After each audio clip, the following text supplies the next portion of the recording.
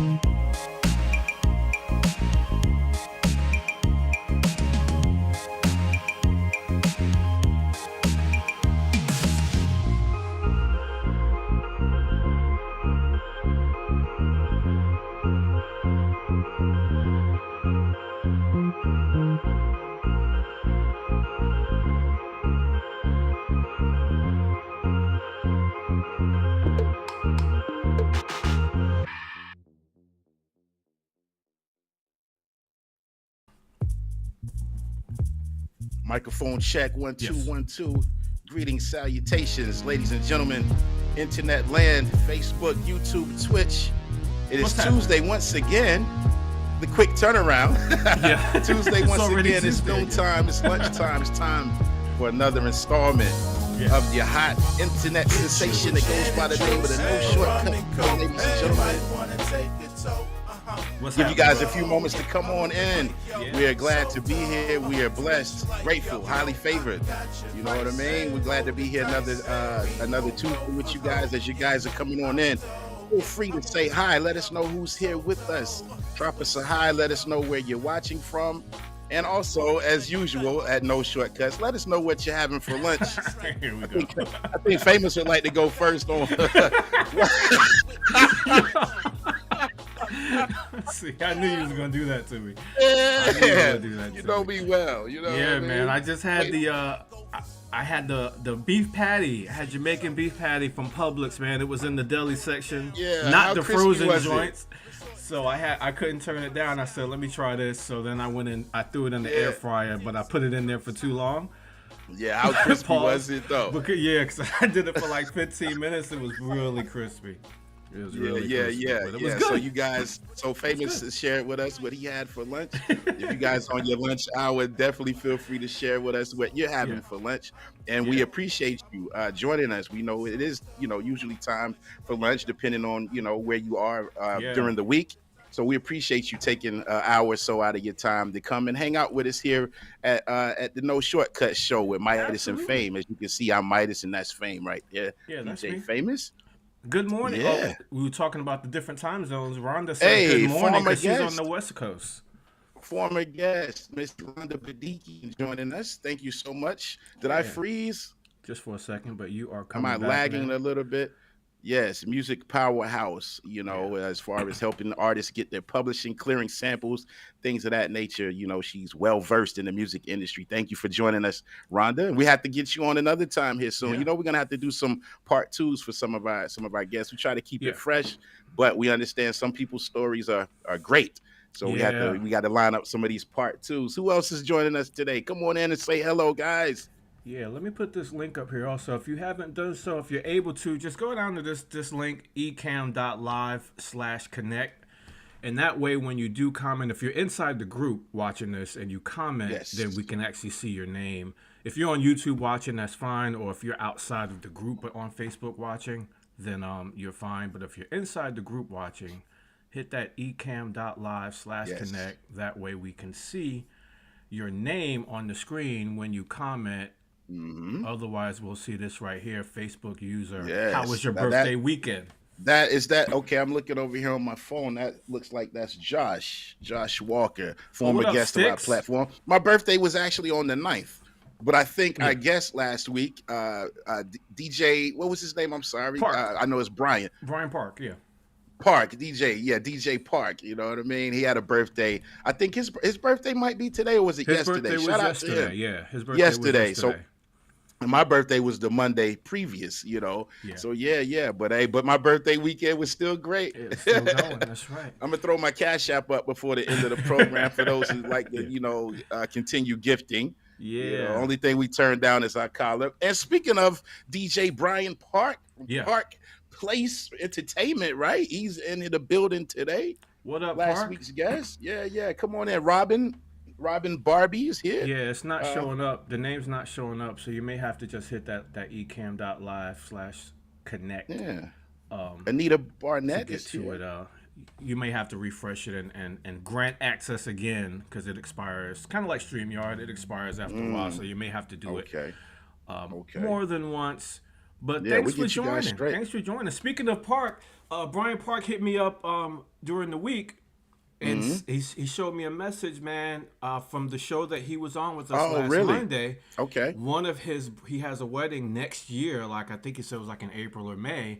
But the Okay. bride hit him up and said, "Yo, I saw you on the podcast. It was great. I'm Hey, looking forward to nice. partying my wedding next year." So, Wow. Look at that. yeah, Look at the what we reach. doing here, guys. Yeah, And ultimately that's what we're doing the platform for. yeah, It's basically, I mean, we have the platform, but we give people a chance to basically do a visual commercial. And during the visual commercial, so to speak, you're giving the foundation your backstory. You're helping build almost a rapport hmm, by being on and other people seeing it, and they get a sense of familiarity with you. So yeah. hey, kudos to the No Shortcuts platform, which we are now on Facebook at. We hit our 500 member milestone. I Wow, think wow, wow. yeah, 502 now. So kudos to everybody. Give you a sec. Can we make some? Can we do the applause real fast? Yeah. Yeah. Yeah, so we slowly but surely growing this thing into what it's gonna be. I think it's already destined to be something great, but we have to do our due diligence to see it all the way through, and that's what Yeah. we're here for, ladies and gentlemen.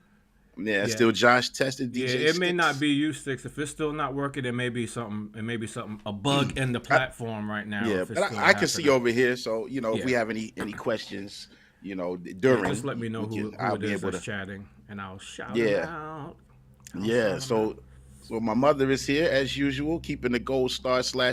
Perfect Attendance Award going. Shout out to Anita Barnett joining us, and Hey. everyone else. If you're here, type us a comment, say hello. Yeah. I see we got maybe have a few people on YouTube as well, and a few Yeah, people Rhonda's watching on on the Twitch. YouTube channel, and she's in Florida. She Rhonda's, said not in Cali. She's in hey, Florida today. okay, Rhonda. Well, we thank you. It's always a pleasure to have you Yeah. hang out with us. You already know. Yeah, absolutely. Everyone Yo, else too. how was your Yes. weekend, man? Weekend was a little nutty. Yeah. So I had four situations in 3 days. Yeah. Friday night, the chairman of the board and the executives were in Pineville, North Carolina for the fall festival, right? Mm-hmm. And then the weather was looking crazy off and on all day. It's an outdoor outdoor event. Right when I was about to take my son to his mother for the weekend, it started storming. Not only storming, but there Mm. was hail going on. Yeah, I saw that. It was hell. Yeah, so I said, well, we'll wait a few minutes, Mm-hmm. but nonetheless, a situation like this, a local, you got to drive up to at least get your compensation. You got to Yeah. show, right? Yeah. So I was like, all right, bud, we're gonna wait a We few here. minutes and then I'm gonna get you situated. He wasn't really excited about going straight out the door into that, Yeah. but got him situated. Went on to the gig. They blowing the stage off, trying to get the water and moving some things around, and we ended up being able to play. Had a Sweet. little bit of a later start than we anticipated, but the storm literally put a damper on things. Mhm. You must Crowd be wise, Atlanta. it was light, messy. Shoes had all types of grass on the bottom and sides. Yeah. We on the ball field. But thankful we were still able to do the job, man. And for those who came out, and I had some people let me know that they were there. Matter of fact, one of the deacons at church on Sunday told me, he was like, you guys were playing in Pineville Friday night, and I was like, yes sir. I was like, he's like, yeah, I was out there working some of the rides, the Ferris wheel and something else. He was like, Mhm. I couldn't see the stage from where it was set up, but he's like, I recognized your voice.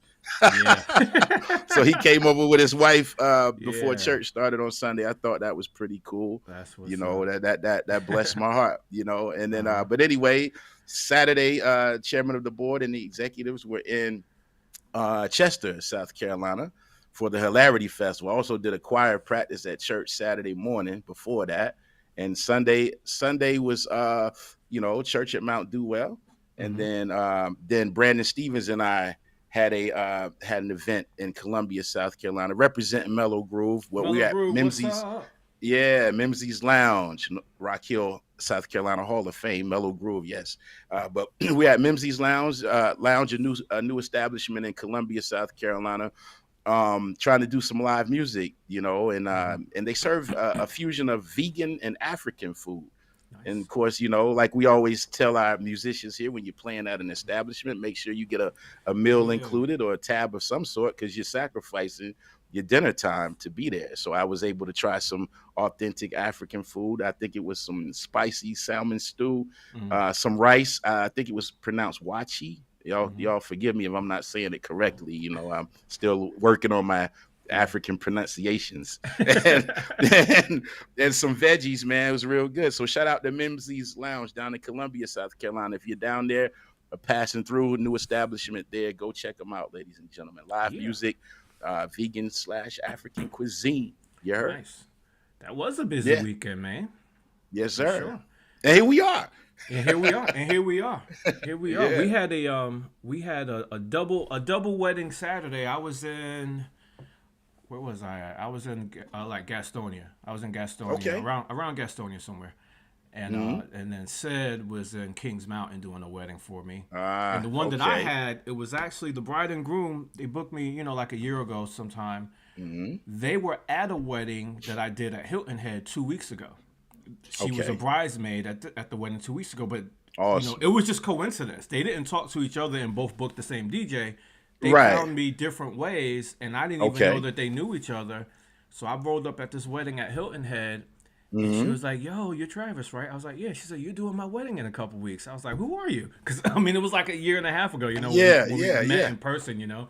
I was like, "Oh Right. yeah, yeah." So it was a crazy party at Hilton Head. That's So awesome, then I man. was like, I really got to come correct for your wedding in Yeah. 2 weeks. So we killed it. It was a lot of fun, man. Everybody had a great time. Awesome. And then Awesome. Yeah. Sunday, I was down in Charleston for a wedding on Charleston. Shout out to Juju Lee Events. I was with them on Yeah, Juju Lee. on Sunday. I mean Sunday in Charleston. And, Okay. who's that Facebook user? Sunday night, was that Josh?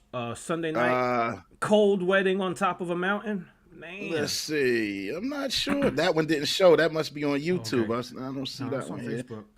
Shout out to my Oh, that's Brian. Oh, DJ B. Okay, DJ B was on see top it. of a mountain for an outdoor wedding on Sunday. Man, Yeah.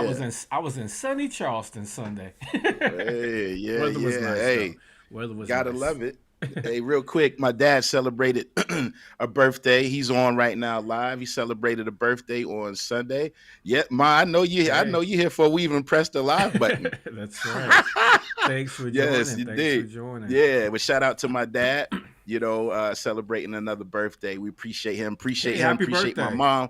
Yeah, and all the family that comes through every week to hang out with us. Shout out to Juan Velasquez, Cruise Planet. We got some What's up? information that he's gonna we're gonna share for him a little later in the program. Yeah, But shout hey, out to thank you Juan. all for being here. I know Juan had We a could have been busy anywhere in the weekend. world.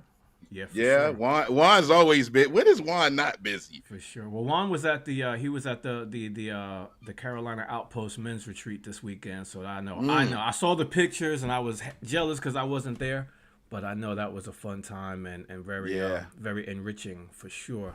Can't wait to hear doubt. more stories about that. No Yo. doubt. So Yes, then, sir. yeah, that was Saturday, Sunday, and then Monday it was kind of back on the catch up duty. Yeah, Rhonda says happy birthday to your dad as well. Thank you, Rhonda. Yeah. Thank you. He's on live right now. Yeah, The absolutely. Bishop, Jerry T. Hardison Sr. Yeah. Yo, so we have a special guest today, man. Do we? Yeah, we do. Yeah, we do. That's what we do. We love talking to interesting people, and Yeah. most of the time, because we're both in music, I'm on the DJing side, and you on the musician side, we end up talking to a lot of musicians and DJs. Absolutely. Shout out to DJ B that was here with us last week again, and this week, my man. I came Okay. across this guy actually kind of similar to the story with Brian Park. I came across this guy because he was posting.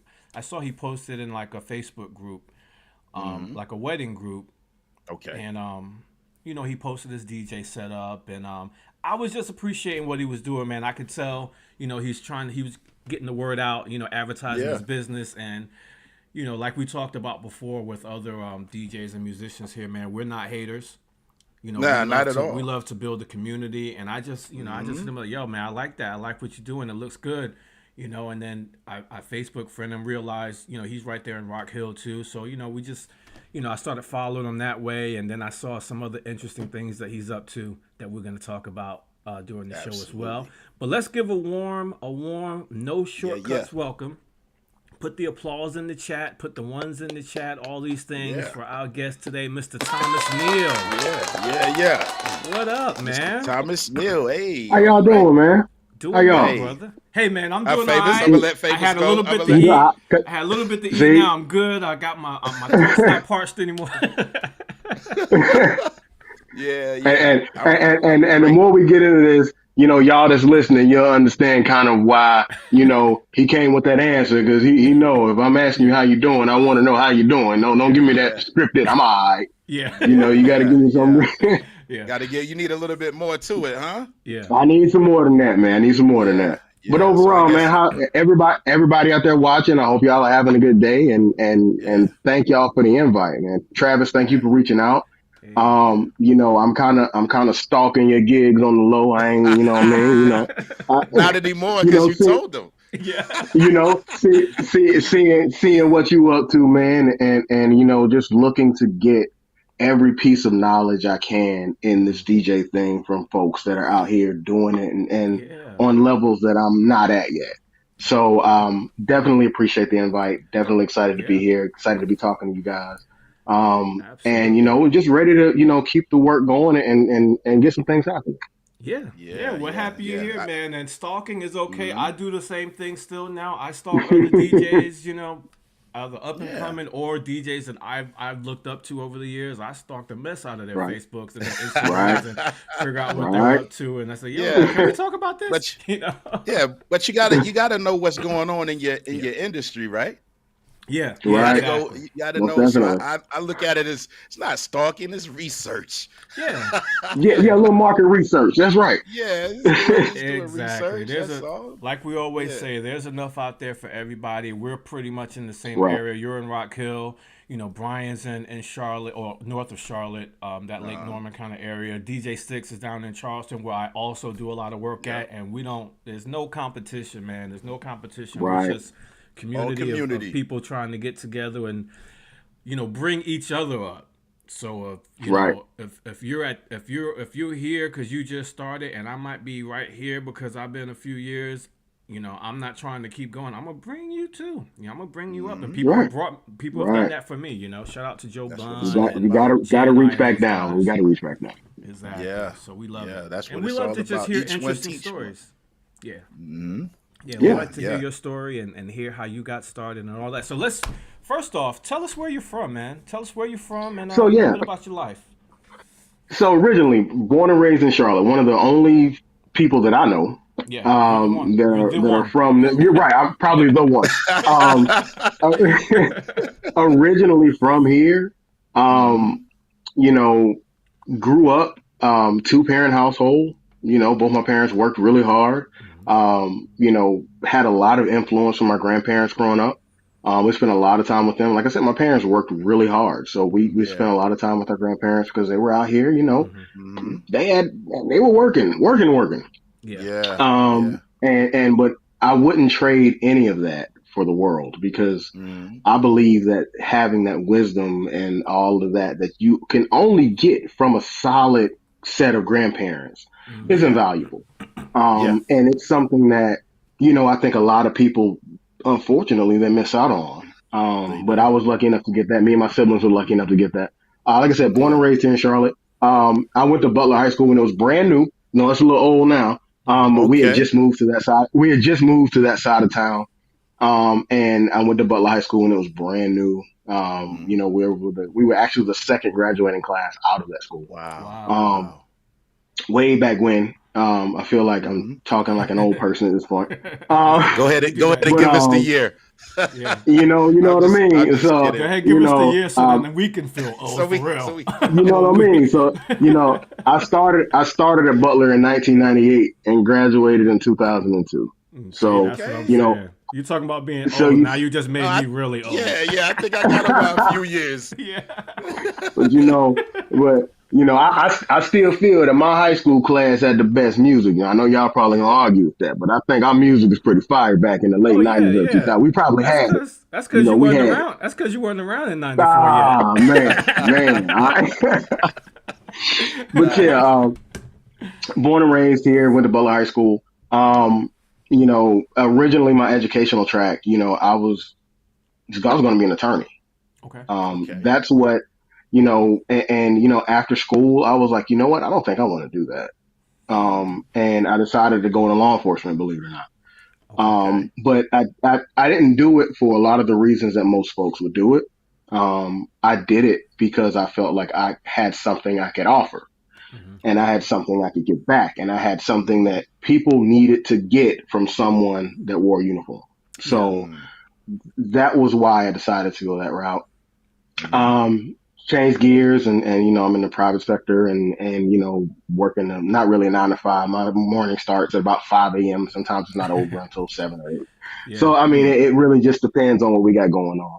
All right. Yeah. Kind of in the same field a little bit, not really, but I'm just enjoying it and spending time with the kids, making sure that, spending time with the wife, and scratching a little record one or two on the side, you know what I There mean? we So, go. Yeah. you We're know, gonna we're gonna Yeah. get to that. We're gonna get to that. But DJ B says he graduated in '97, so he's feeling old too. hey, His he's man, right birthday was behind me. yesterday. His birthday was Yeah. yesterday. So Happy he's birthday super to old him now. too. He had a birthday Monday. yeah, Did happy we already birthday, happy say that? Oh, birthday. happy birthday again. Quick Yeah. question, Thomas, because you said your parents Yes, worked sir. really hard. How many siblings did you have? I have two siblings. I have a Two brother that siblings. is 5 years younger than me, and believe it or not, my sister is 19 years younger than me. Hmm. Okay. Yeah, so I was totally shocked when Yeah. when that Yeah. happened. Yeah. But yeah, I mean, but I Yeah. try I not to really laugh. believe.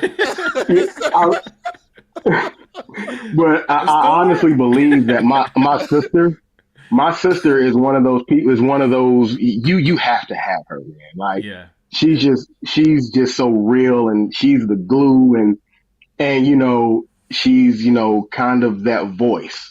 Sometimes Gotcha. when you need it, and even though she may be a little younger, that wisdom, Old that old soul, huh? soul, Yeah. Yeah. it's still there, and like I said, I thank God for my upbringing. I thank God for my siblings. I thank God for my parents. I thank God for my Yeah. grandparents. They really instilled in all of us what it looks like to go and get it, because no one's going to give it to you. Mm-hmm. Facts, facts. For Yeah, it's good sure. to see that example from those that are raising you. I often credit my Right, parents, for where I've been able to get in life. It's nothing like being able to see the example right, of it. Of someone, just handling their business, whether it be on right. being an entrepreneur or not. But just you learn by seeing as a child. So Yep. definitely it's definitely a blessing to have parents, grandparents, those Mm-hmm. that stood on those type of values, and you learn that Hmm. innately almost. Yep. It's not even really a discussion. You No. learn that. So yeah, so that's a blessing. I agree with you. Yeah, for I sure. agree. And so Hmm. when you were growing up in that environment, what other things were you into? Before you got into high school and then eventually law enforcement. What were you into as a kid? So, What were some of your hobbies? man, as a kid, man, especially you just growing up as a little knothead kid, we ran around outside our town, played football, we played basketball, we Mm-hmm. did, we were always on those bikes going off somewhere. But Hmm. spending a lot of time with my especially my dad's mom. She lived in public housing, and we spent a lot of time at the Boys and Girls Club. I don't know if y'all Mm-hmm. familiar with Charlotte, but on West Trade Street. Mm-hmm. Okay. Spent a lot of time over there, and just learning kind of that side of my dad, I think was important.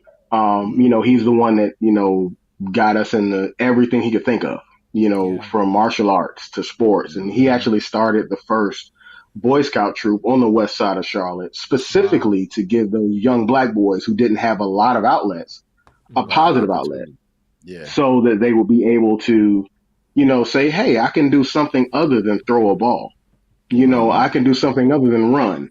Hmm. And you build relationships off of that. And just a very quick segue into that. I remember I was doing my internship with the Mecklenburg County court system, and I walked into a courtroom, and the judge Okay. was the scoutmaster from our sister troop, Hmm. Oh way wow. long time ago. Yeah. And the very Wow. first thing he asked me was, "Man, how was your day?" Mm-hmm. That is the very first thing he asked me. Mm. So, and it teaches you the importance of relationships and the Absolutely. importance of building bridges. And it's something that I literally still lean on to this day. Yeah. Hmm. Not just with, out here being a mobile DJ, but at work, in Hmm. personal life. You have to always have those folks that are going to be in your corner, that you can rely on, that you can build Absolutely. relationships with and build bridges and just keep on moving forward. So, Mm-hmm. I mean, all of me and my siblings, we all played sports. Uh-huh. We all did. I mean, I was a football and baseball guy. My brother was basketball and track. My Okay. sister was basketball and volleyball. Mm-hmm. So, Uh-huh. we all played sport. My dad did too. My dad was, Yeah. super athlete. He ran Yeah. track, played baseball, coached women's Yeah. softball. He did all that. Sweet. So, Yeah. That's good. yeah. Sports, and having constructive things to do as younger people, as kids and teenagers, it keeps you occupied, which means you don't have much time for trouble. Yeah.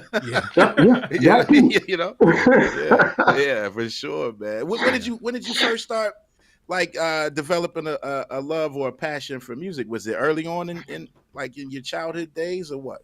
When I say early, so my parents tell a story. I was born the end of December. Okay. And it just so happens that Michael Jackson was performing the day that I was brought home from the hospital on Dick Clark's Rocking New Year's Eve. Mm-hmm. Okay. And my mom sat down with me, and mind you, I'm only a few days old. Hmm. And my first music exposure was Michael Jackson performing on TV. Yeah. And as a baby. So Yeah. Wow. it was I want to say that it probably started from there. Mm. And my grandparents, my grandmother, my mom's mom, she was the choir director, she was a pianist, she was a singer that sounded like Aretha Franklin. Okay. Mm-hmm. Oh wow. And my aunt was a great vocalist. My mother is an outstanding vocalist. Okay. On my father's side, you have people that play music. I mean, I remember listening to records, tapes, and eventually CDs. I remember trying to scratch on my dad's vinyl records on the record player, not knowing what I was doing, knowing that if he caught me, it was a problem. Yeah. Back then, I might have tried that before. Back then, we didn't realize back then that was a different kind of record player. Right, a totally different kind of record player. And so I remember just spending hours. Me and my brother would try to make our own radio show on cassette tape. We would wait for the song we wanted to hear to come on the radio, and y'all know what I'm talking about. Hit the record button real fast, and then before the radio DJ would start talking, we try to stop it so we could start talking like we were the radio DJs. Right? Man, so nice. Fast forward to high school, me and some friends, man, we decided we were gonna try to be music producers. The Neptunes were it then, so that's what we wanted to be. We wanted to be the Neptunes, and I've always my pen has always been nice. So because of that, we were able to kind of do some things and but once again, everybody has a dream that they can reach for. Sure. Absolutely. But that's it was just a segue, and it segued eventually into this, into DJing and being out and and enjoying the process of DJing.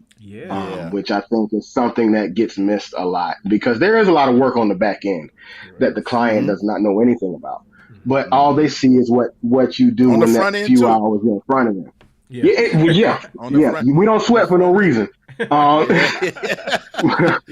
Real quick before we proceed, when you were producing records and I suppose rapping, when you say you were writing records or whatever, did you ever release any of that stuff or perform any of that stuff? No, man. Nah, man, we should have. Okay. But most of my writing, and Travis, I think you read the poem that I wrote in regards to men. I've always been one of those type of people who, when I pick up a pen, it literally is just going to flow. And it's, we were trying to find our footing in that whole thing. And, we really put some stuff together we were really proud of. Not having the proper avenues, not having, if it would have been today, I guarantee you, with the internet, it would have been over. It would have been over. We'd have shut it down. You might have to revisit. May have to. You never know. Maybe a check or two in it. Yeah, you never know. I got a Midas album I'm still about to put out. I still got it. This guy, he's trying to. Somebody hit the drum and the cymbal on this guy. He told me to do whatever I wanted with it. I'm gonna put it out. Now, that. I think I'm kind of the reverse of that because I was once upon a time recording music to do like a solo album, rap, hip hop, whatever. But it's like the playing the live music instrument wise kind of took off and it superseded that. And then I started saying, I don't know if I really want to be the out front type person. You know what I mean? Yeah. But I got music. Yeah. Yeah. We'll leave it at that.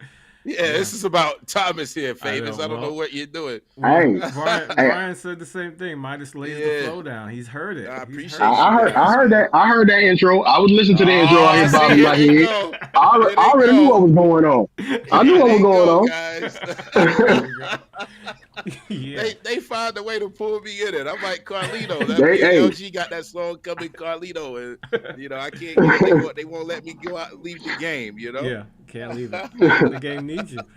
So I came in when you and Midas was talking in the green room. I came in on the back end of that story. But tell us a little bit about how when you first got into DJing and how that came about.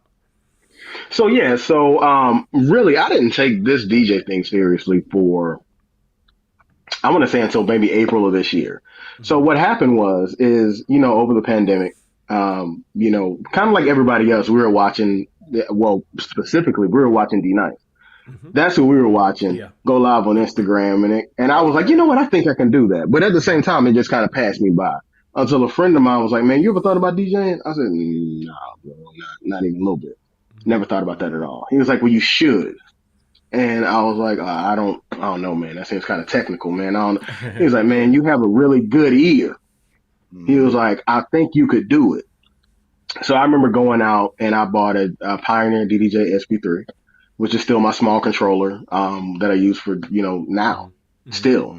So I remember going out and buying it, and I had a very terrible computer at the time, and did not understand that just because it says you can run this program doesn't mean that you actually can. So you can, but that don't mean you should. It don't mean right. No. So I remember, I said, you know what, I'm gonna do something eventually. But that thing sat in a box for close to 6 or 7 months before I even decided to pull it out. And when I finally pulled it out, I had some, I connected Tidal to it because I didn't have any music at the time, no music downloaded. So I connected Tidal to it, and I was, just thinking, I think these two songs would go together. And that's kind of what happened. And within a week, I was blending tracks and transitioning tracks through blending within a week. Something that, I'd only heard DJs do on the radio, not really understanding what I was doing at all. Like, it was just one of those things where I said, you know what, I'm hearing the beat count, so I can count. And I know that if I want this song to sound right and to come in right and to start right, I need to try to figure out, okay, where's the one beat in this other song so I can bring this song in on the one beat. Not understanding that what I was doing was DJing at the time. I had no idea that's what I was doing. To me, I just wanted to make two songs sound good. Yeah. And so it was like, okay, and then I started stretching myself. How do I make this go together? How do I blend genres? How do I blend country and hip hop or pop and and it evolved. And I went from being the backyard DJ at my parents' functions to, for instance, Friday, I'll have a room of 400.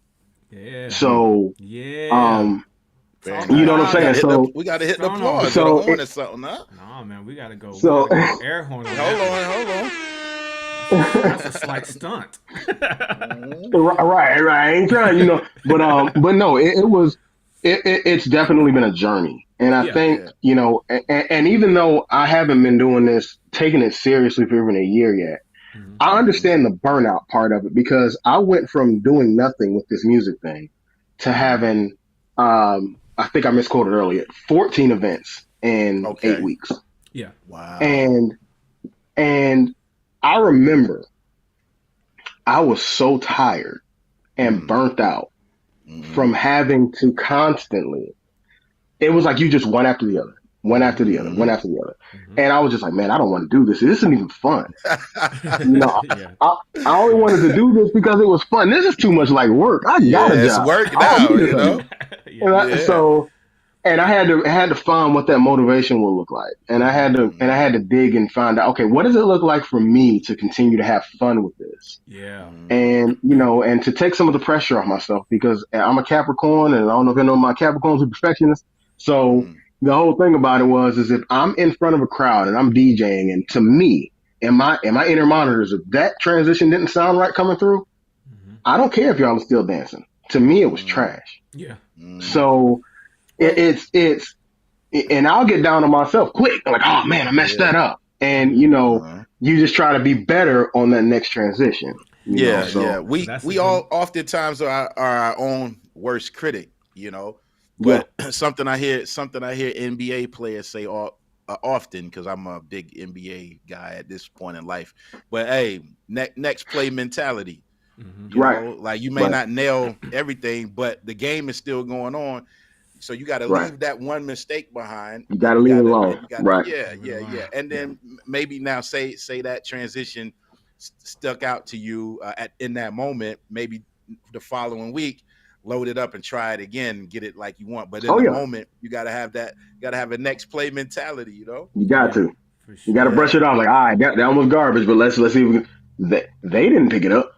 Yeah. So and I remember they won't know. They won't know. Nah.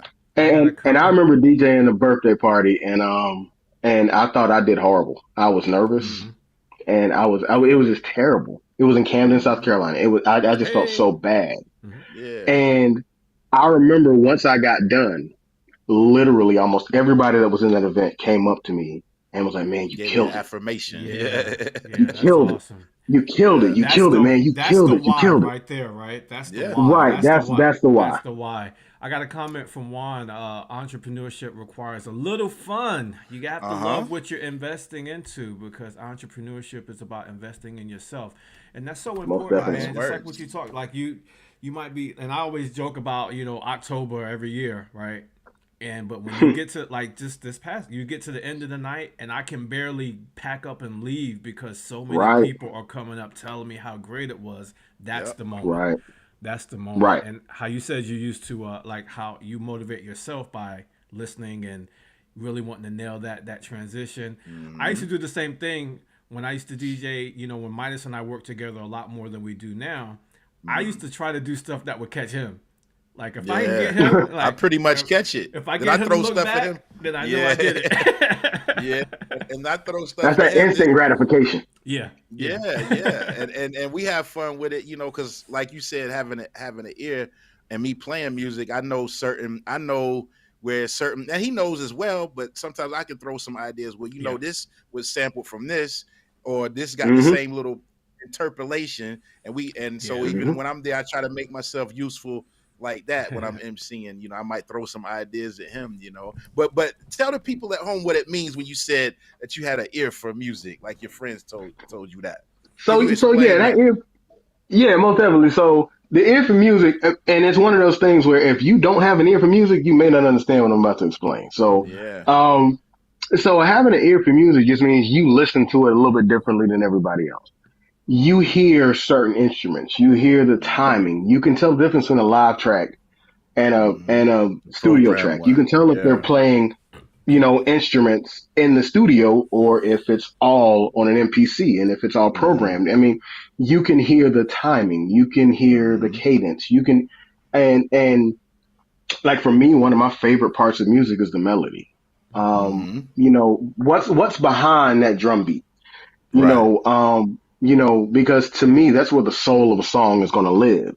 It's going to live in the melody. I mean, some of the most intricate songs that we don't even think are intricate, the most memorable part is the drum beat, but we're all missing it. And if you listen to Billie Jean by Michael Jackson, like that drum beat is probably one of the most iconic drum beats that it's simple but effective.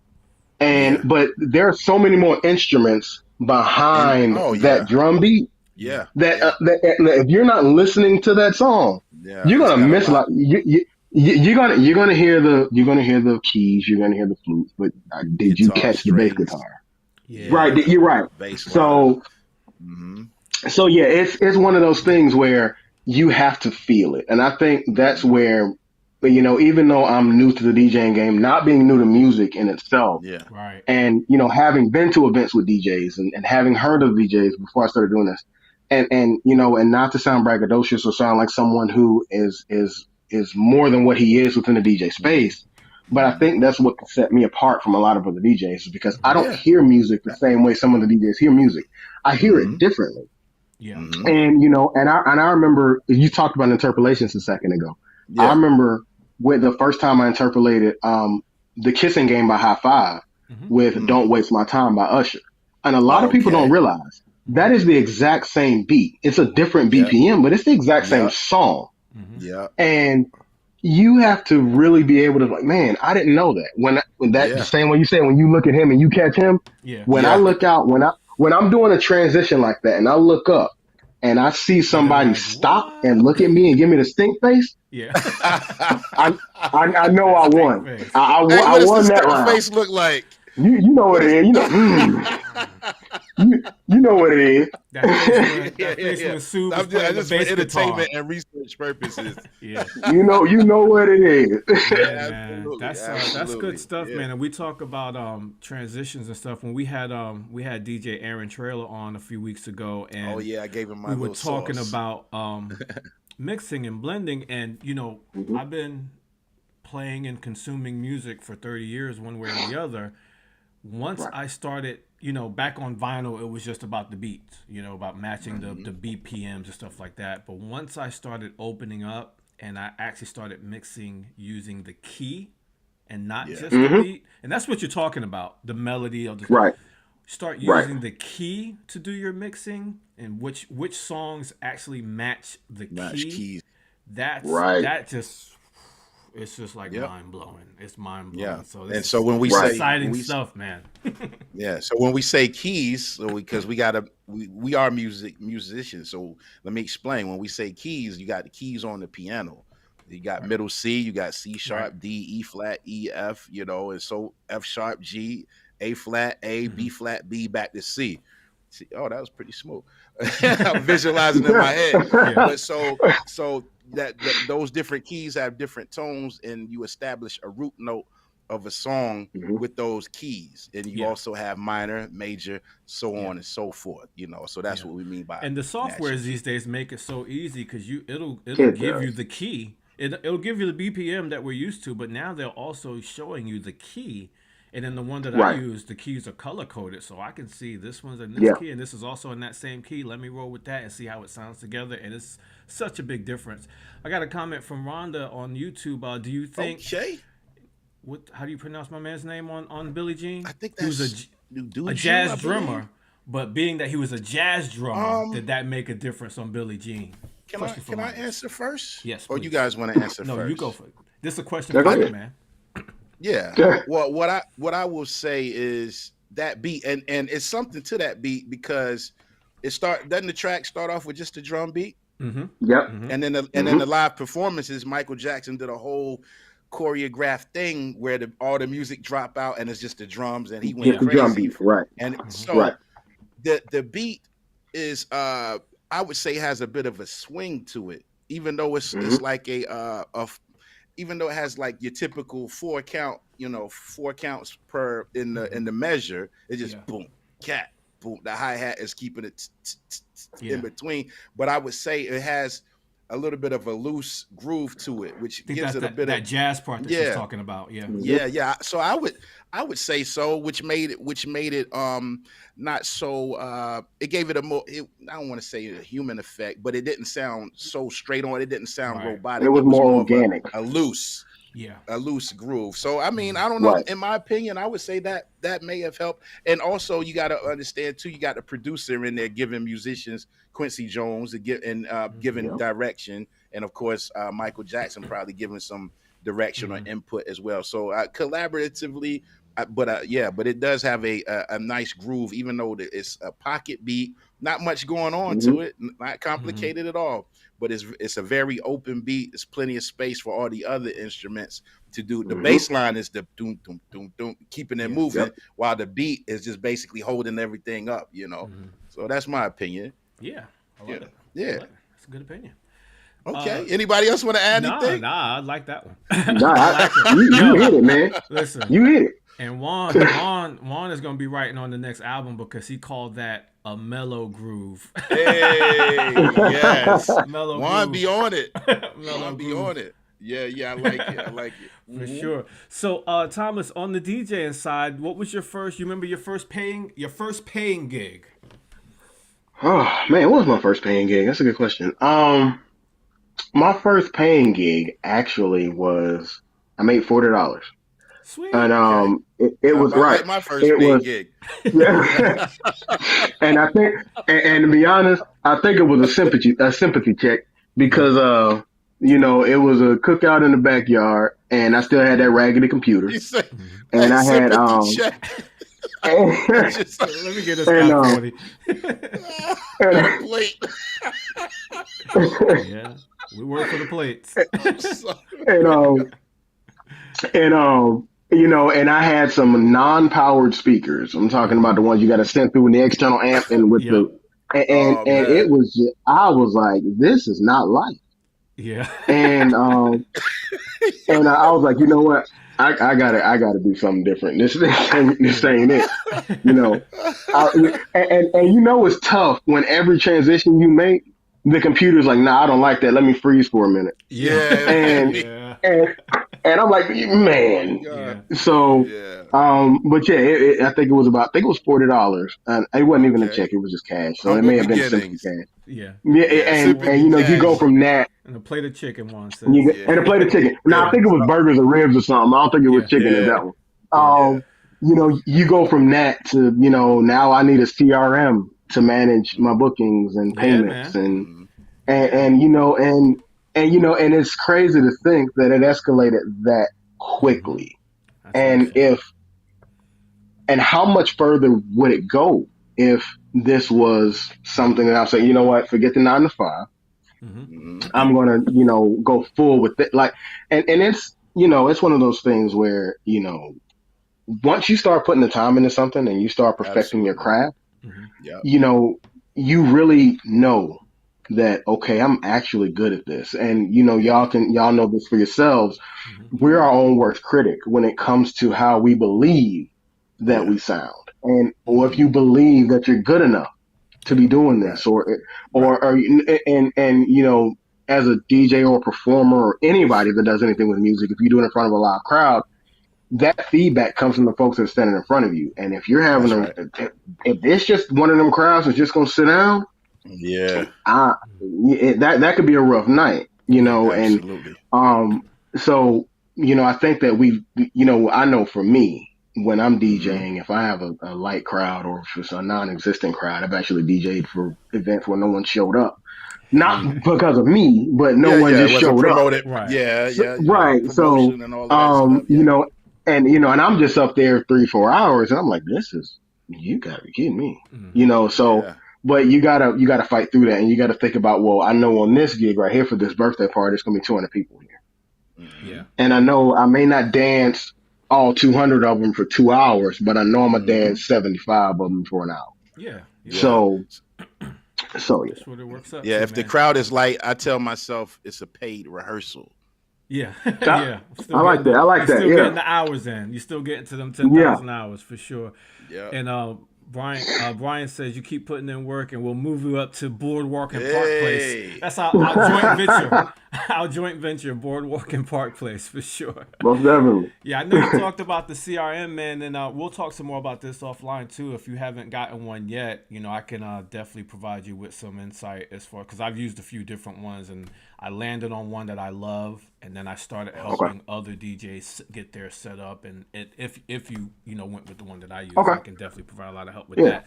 But that kind of leads into my next question, man. Since you're still, you know, admittedly fairly new, you know, in the mobile DJ space, what do you think some of your challenges have been so far, and what you know what you've learned from it, and what you still need help with? I think my biggest challenge by far is the MC piece. Mm-hmm. It's one of those things where, you know, I would much rather be the person that's going to allow my hand to do the talking, allow the song to say what I want to say. And that's just, hey, you're here to have a good time. Let's keep the thing going and let's have a good time. And Mm-hmm. I, you know, having gone out, having done gigs, having been gigging, constantly, you know, it's one of those things where you're kind of forced to get better at.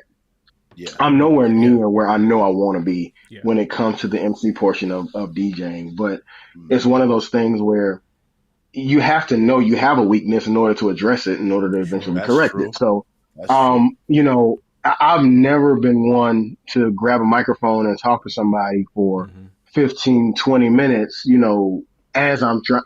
I mean, and I remember, you know, I worked with an MC one time and it was such an eye opener because he was an actual MC. He did it on the radio and all. Yeah. So I was able to strictly focus on just playing music, on just Mhm. entertaining, Mm-hmm. on just, you know, making sure that people's ears knew what was going on and keeping them Right. motivated musically. I didn't have to say Mhm. anything. I didn't have to say one word Yeah. Mm. for 4 hours. I didn't have to open Yeah. my mouth. Me and him talk, but I didn't Mhm. have to say anything. I didn't even have a microphone.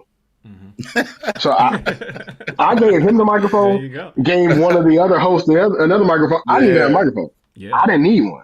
That's how I used to So, work with this guy. right. So I was just like, you know what? I feel like, man, if I could just find me a little MC on the side, man, now and again, I'd be all right. But Yeah. Yeah. We're gonna you talk. know, Yeah, let's get up on that for sure. Because I still use Midas now. Whenever our schedule permit, if I'm not way too Yeah. far out of town and he's happens to be off that weekend, I'm like, yo man, what Yeah. you doing Saturday night? Let's go. Let's put the band back together. But yeah, let's do Yeah, that. man. Yeah. Anything That Juan says he'll MC for you as well for a plate of for a food. plate of food. Oh play the my food. gosh. Yeah. I'm with you. Yeah. I'm with yeah. So this is mostly a group of the entrepreneurs, man, not just musicians or DJs, but just business owners and hustlers, side hustles, and all that. So anything else business related that you've struggled with so far that you're still learning from? Yeah, which I'm just now starting to get at, upselling and figuring out what my budget is as Okay. far as what I'm charging folks. And I've gotten into the habit, especially with some of these last corporate events that I've done, is because I know what I would have gave them is less than what they actually end up paying. Yeah. So what I've gotten to the point of doing with my corporate clients is, once we start talking, okay, well, what's your budget for this event? Yeah. Yeah. And, it puts me in a better space to negotiate and What do get you as often much as I can out of this event. What do you often Say that find? again? Do they actually give you a number when you ask them that? What's the usual result or reply? They do. Like I've never had one that hasn't. Yeah. Corporate will. Okay. Corporate will for sure. The corporate, yeah, yeah, I've never had one that hasn't. Okay. And it's because they know. Like I said, now I work in the corporate space, so I know they know. They plan these things out well in advance. So Yeah. I know that how much you have allocated for this, that, and the third. Right. And Right. and so it's like if you're having a holiday party and I'll tell you, well, I'll do it for 800, but your budget's 15, I just shot myself in the foot.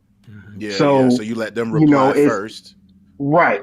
and go from So there. it's like, well, what's your budget? Oh yeah, our budget's only 1,400. Well, cool. Because I'm thinking to myself, I want to say that much. So cool, yeah, 1,400 is right where I'm at. Yeah. Come in a little bit under that, so then they'll still feel like the hero. Yeah. Right, So, yeah. I've done that too. I think the last one I came in $100 under what they said. Wasn't their fault. Yeah. But I was like, you know what, you right where I am, because with this, I come out to such a. I was like, oh yeah, man, that's great, man. What can we do? Well, you're gonna get an email from my CRM in a few minutes with the contract and ways to pay, and just we'll go from there. So, all right, good, man. So this is yeah, a teachable moment, right? Right Yeah. here for any up and coming DJ artists or whatever. If you're doing something corporate, typically there is a budget, like Thomas was saying, that it's already allocated for entertainment for whatever event. So if they reach out to you, ask them what the budget is, and then you may be surprised that it would be a little more than what you were anticipating. Yeah. I've always been surprised. Yeah. Yeah. Well, there you go. Ask. All right. That's a little, we try to drop some little gems in if we can. Right. And then on the other space, as far as like, weddings and stuff like that, I would suggest, when you're still trying to figure out what you're going to, where you want to be in your prices, first off, you're going to raise them every year, right? Right. I'm about to raise mine again in January, but don't be afraid to find out what other DJs are charging. You know what I'm saying? And whether it be, I know some DJs have hit my website on the slick and made a fake event just to get a brochure. Just to see the price. I know Yeah. that it happens. I know that it happens, but you can, a lot of others are very transparent about their pricing anyway, and you can kind of gauge and you see what they're doing. That's like you stalk them on the internet. You see what they're doing, what they're offering, and what they're charging, and then balance yourself according to that. You don't want to come in too low, of course, because when you're too low, that says crazy inexperience. That says right. Things that we don't want it to say, even though you are part-time technically because you have a full-time job.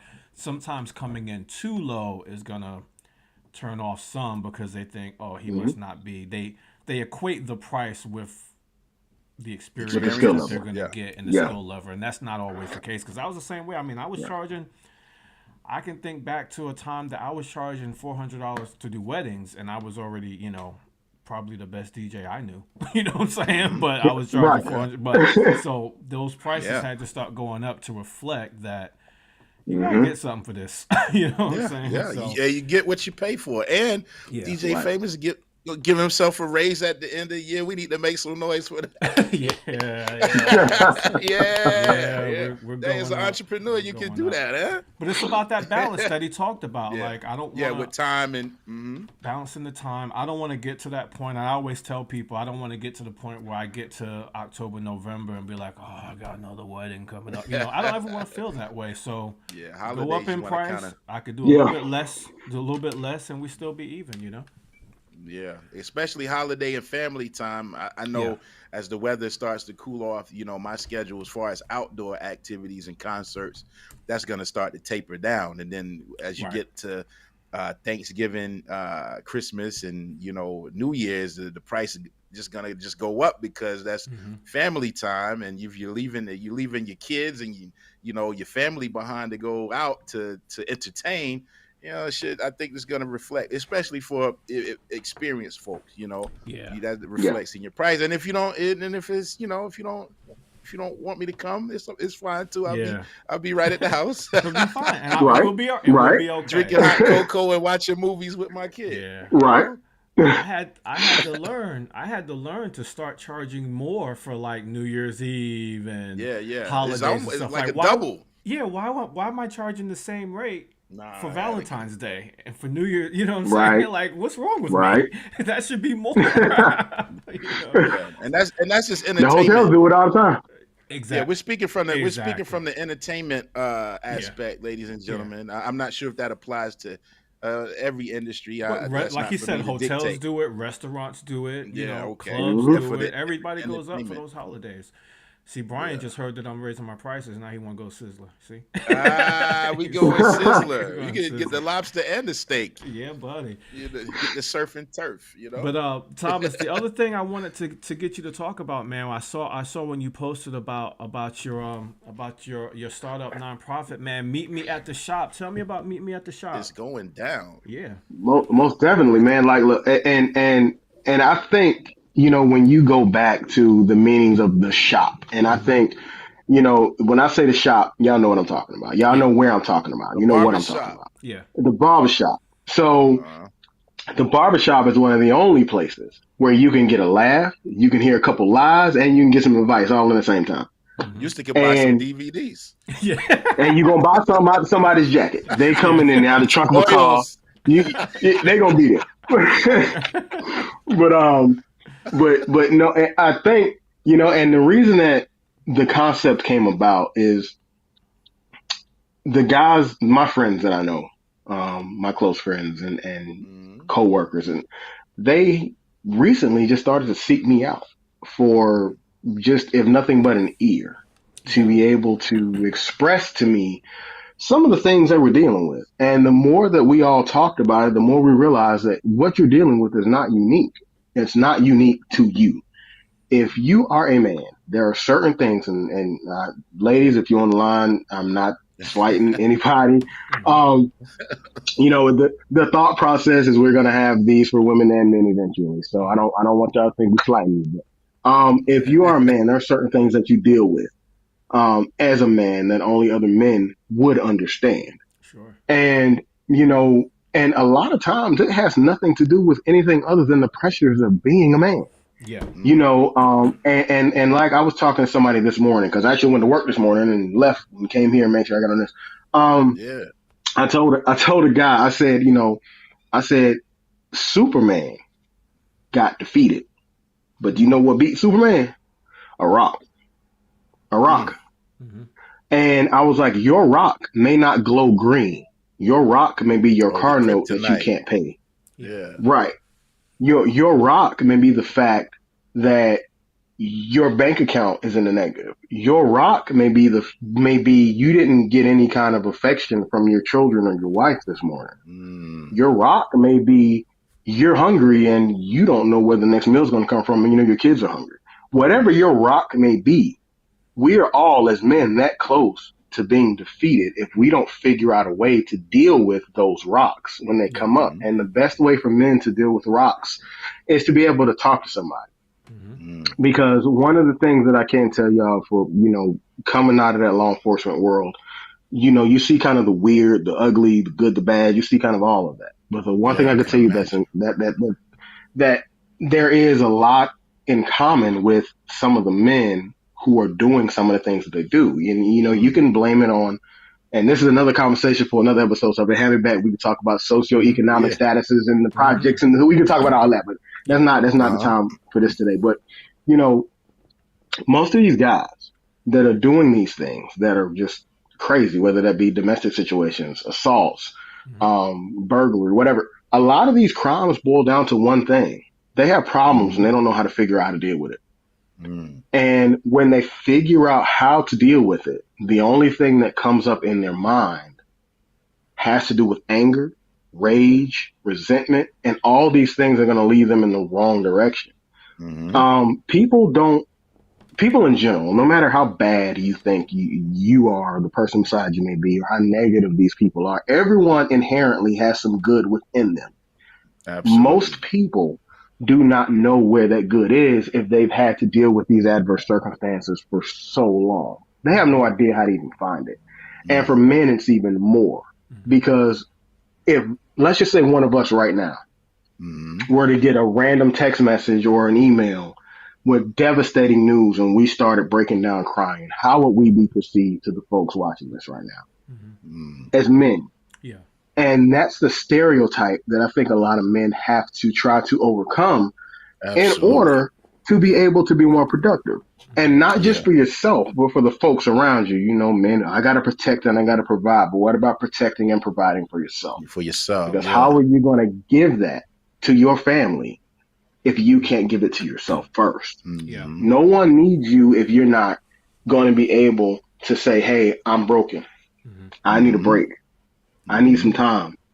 Right. You can't give what you don't have. You can't pour out of an empty glass. Very true. So very true. And I think that that's where this comes up. And this is just one of those things where it's time to start having the conversation. It's time to start removing the stigma around the things that men deal with and men's mental health in particular. Yeah. And, you know, every segment of men, no matter their color, race, religion, or creed, there are certain things that we all have in common. There are certain pressures that we all deal with. And, you know, I didn't have a silver spoon in my mouth growing up, but the guy beside me that may have, we have that same pressure to exceed the expectations of our parents or grandparents. That doesn't change just because of where I come from and the color of my skin. That doesn't change at all. Right. That pressure is still there, and it's the same. And if you're not living up to that, how do you deal with it? How do you carry it? And I think that that's the premise behind this whole thing, is trying to make sure that men understand, look, you're not alone. You're not by yourself. You don't have to lash out and be violent toward people just because you feel like you're not heard. We're going to create a place where you can come and get a free form of group therapy. Because when you sit around men, we don't have to have anything in common to have one thing in common. We're all men. Yeah. When you sit amongst men and you understand that last night, my wife was on my head, the pipes froze in the house, the car wouldn't start this morning, and I still got to go to work. Yeah. I'm having problems. Yeah. You will understand quickly there was someone else sitting around you that has had that same experience. And okay, bro, I feel you, man, but this is what I did in order to overcome those feelings and those emotions and deal with that anger and frustration and disappointment. And it's a way for us to be able to have just an outlet. Because I think the outlet is probably the most important part of what we're looking to create with Meet Me at the Shop. It's not about, you know, having folks come out or being told, hey, you need to go over there because they're trying to tell men to talk. I'm not trying to tell you to talk. If you're not a talker, I don't want you to talk. Like I want you just to be in the environment where you can absorb what's coming out of these. Because, like I said, and y'all know, you go to the barber shop, the barber gonna do everything but cut your hair. But in that hour and a half you sit in that barber chair, you're gonna hear a lot of stuff. You're gonna hear a lot of stuff. And it's going to come from the older heads. The older heads are giving the younger heads. You know what, man, you don't know. I've been through that, man. You don't know what you're talking about. So it's just going to be a matter of trying to bridge the gap between generations, understanding that at the end of the day, we are all men, and understanding at the end of the day that your experiences aren't unique. Someone else, more than likely, has gone through exactly what you're Right. dealing with. Yeah. And Yeah. you know, it's not the same as these Facebook only. I'm not knocking it. I'm a member of some of these Facebook only groups. It's just not the same, because what we're doing is we want to meet face to face. And y'all know, Yeah. as performers, there is nothing like that face to face energy and interaction. Nothing like it Absolutely. at That's why all. we do this And live. That's why we do that's this right. broadcast Exactly. live, you know? Nothing like it. So not only are we going to be meeting monthly, but there's also going to be a podcast that's going to be attached to it as well. Hey. For folks, Nice. because I know I got friends that are all over the country, you know, in the Yeah. military. I know got a guy as far away as Hawaii.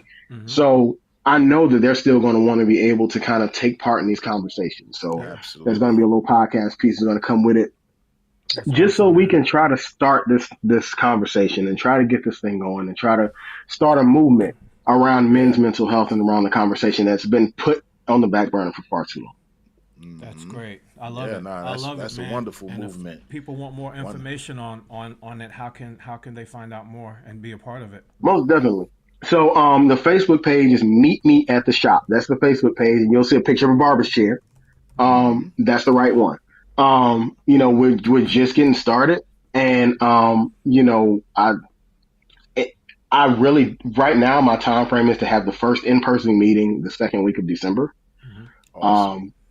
But it's one of those things where I believe that we are trying to do something that has been pushed aside for the longest. Yeah. And you know, like I said, I would never discount the struggles of women or men that are colored with a different crayon as me, or whatever the case may be. But at the same time, we have to understand that some of these problems that we're having are problems that, you know, we've all experienced the same problems, and we've never even met in real life, and we've had the same entertainment type issues. Yeah. And that's kind of the premise of this. You got men who are technically strangers that have all this stuff in common. And we would have never known it if we wouldn't have had an opportunity to talk to each other. Yeah, And that's a good analogy. you know, it's about just making sure that, hey man, if you need to come in every month, if you got something you want to talk about, we can talk about it. There will be some months we have guided conversations, some months where it's going to be open forum, you know, but we want to make sure that it is a safe space for men to be able to, if you got to cry it out, share, huh? come to the shop and cry it out. Yeah. You know, whatever, you know, there is no room for judgment when it comes to dealing with the stigma surrounding men and the things they deal with. And, you know, because we all got to be better for each other. We all got to be better for our kids. We all got to be better for our spouses, significant. We just have to be better. We have to be better for ourselves. Yeah. But the only way that you do that, right, the only way you do that is to get past the roadblocks that are in front of you. And that's kind of what this is about. We just want to make sure that guys know, and you can come, you can scream, you can cry, you can shout, and you don't have to hide it, because you know, a woman or mother, you know, let's say they lose their child, the child is dies, killed, whatever, they're going to scream out loud so the whole world can share in their grief. But a man has to internalize, cover that, and he has to hold that in, because the world just says, hey man, you just got to be strong. You need to be strong for your wife. You need to be strong for your other kids. You need to be, what about you? Who's going to be strong for you?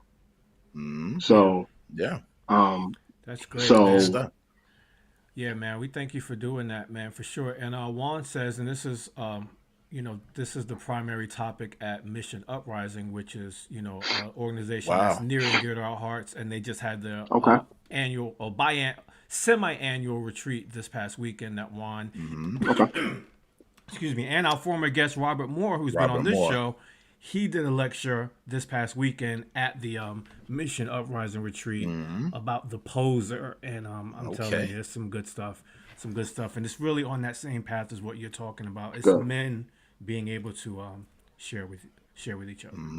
Yeah, man. Excuse me. Okay, here we go. And tell Juan I'm gonna make it out there. Yeah, yeah.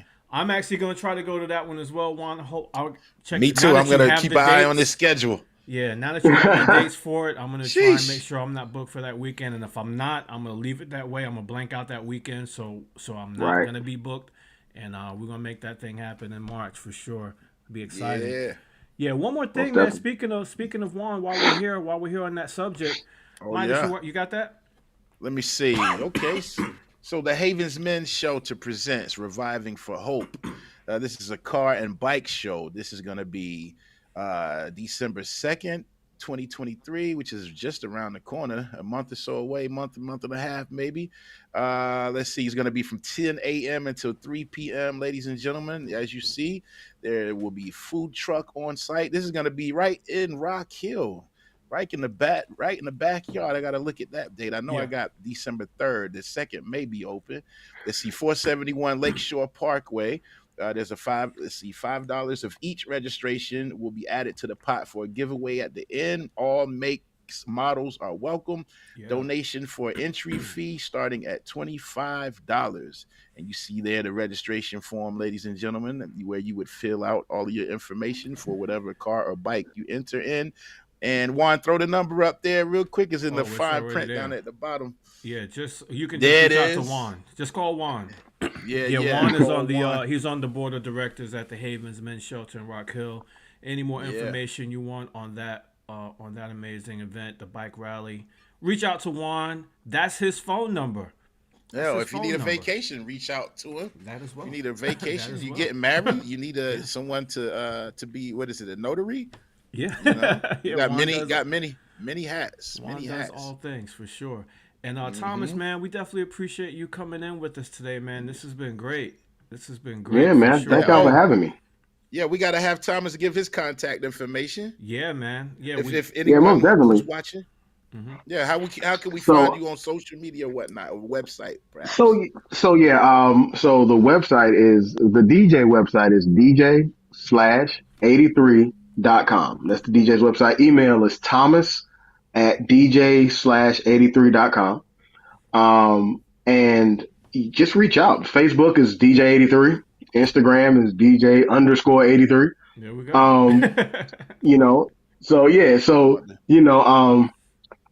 I try to keep it simple. It's for me mainly. Mm-hmm.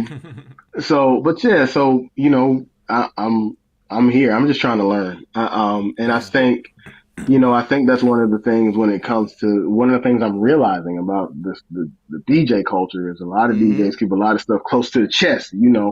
You spoke about that pricing earlier. It's really hard to find out what other DJs charge for different things. And, we'll talk. And and I found some good examples of what pricing should be, and that's kind of where I would set mine once I get into the wedding space down the line. So, I think that the more we collaborate and the more we share, I think that it's just going to make for a better community all around. And and this pie is big enough, everybody can eat. Exactly. And we've had the pie analogy on here. Right. Everybody can eat. But it's more than one pie. So it's more than one pie. Yeah. See, we think so many times it's just one pie. Right. And everybody has to get a slice of that one pie. But no, it's plenty of pies. We get the more and they keep on making more pies. The more bodies we have, they keep on making the pies. Pies. Yeah, hey, shout out to Patty LaBelle. The ovens ain't broke. We still gonna get more pie. I don't know about them patty pies. Listen, I don't know. That's what I thought of at the moment. They was going crazy. That was about 2-3 years ago, maybe more. Time flies. I remember that. But yeah, we get the assembly line of pies. There's apple pies, there's peach pies, there's cherry pies. It's like the Forrest Gump thing with pie. I was envisioning my mother's sweet potato pie. There we go. In my mind. That's it. Mom, since Thanksgiving is coming up, it just I know that's better than Miss Patty's pie. I already know it. By far. Yeah, by far. I might bring you a slice back. You might actually. See, I'm sharing my pie, right? Literally. Yeah, man. Thomas, man, we congratulate you on your success thus far in the mobile DJ space. You're on your way to big things for sure. Listen, hit me up anytime, however we can help. I definitely want to be a part of it, and I'm gonna have you come out and MC for me too. Yeah, get the MC reps up. We gotta get them skills up. Yeah. we got to ask you too, like, what's something if someone is watching live or watching the replay, what's a bit of advice you would like to leave with our audience for someone who may be on the fence, is like, I'm passionate about X, Y, Z, but I don't know how to get there, or what should I do? Yeah. You know, what's a bit of advice for someone straddling the fence? I think the best advice is just to go do it. Yeah. Even if you just did it for yourself. You know, everything that you do is not going to give you a reward. You're not going to get an ROI on every single thing that you do. But Right. ultimately, if you're passionate about something, no matter what that is, you could want to be a piccolo player, but if you ain't bought a piccolo, it ain't gonna make a difference. So Right. you have to be able to invest in yourself first. And the first part of investing in yourself is just going to do whatever you're passionate about, following those dreams and aspiring to reach those goals and having that confidence to just go do it. You may fail miserably, but you won't learn unless you go and try. And you don't know. I mean, you like for me, I know I failed. You know, like I said, that sympathy check I got for that first gig, I should have never DJ'd another event. But you know, I was like, you know what? Okay, that was practice. That don't count. You know, I'm there gonna you try go. something else. You know, Practice. so but you know, and you know, fast forward, and now you know, I'm doing corporate events. I'm doing events for schools, and you know, along with the private parties and stuff like that. So it's just it's been a whirlwind journey over the past 6.5, 7 months. And it's been a lot of learning. So just go for it. Always remember that everything you do, you're going to learn from, no matter if it's good or bad. You learn from the good ones and you learn from the bad ones. I think you learn more from the good ones than you do from the bad ones. So just go for it. Jump straight in, you know, and commit yourself to doing it because you know it's something that you want to do. Everybody else is going to have an opinion. Just do it because you want to. Facts. And you got a few people who are going to be following you, and I'm sure you would want to follow back. DJ B says, hit me up if you ever have any questions and need advice as well. Yeah, of course, Juan's here. He's at Brian Park on Facebook. He was on with us last week. So look up Brian Park on Facebook. Okay. Park Place Entertainment is his company.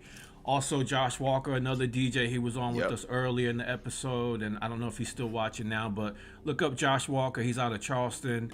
Website is Book DJ Sticks, STIX, because he's also a drummer. But yeah, man, between you know the DJs that's been on this show today and yourself, man, you definitely have a community of people that want to help you and want to give you some advice and answer any questions. If it's about CRMs, if it's about pricing, whatever, man.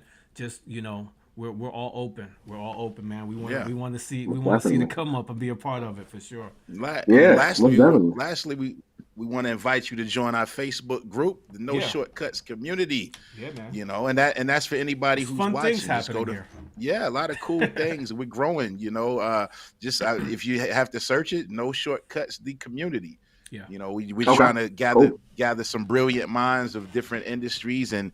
You know, spread information and information, inspiration, and whatever else that all entails. You know, but yeah, feel free to be a part. Share it with some friends. You know. Yeah. Speaking of sharing, y'all share this podcast today too. Anybody watching this live, share it so we can watch. You know, if you know someone else that needs to hear this message, especially the part that Thomas was talking about at the end with Meet Me at the Shop, man. Make sure you share that.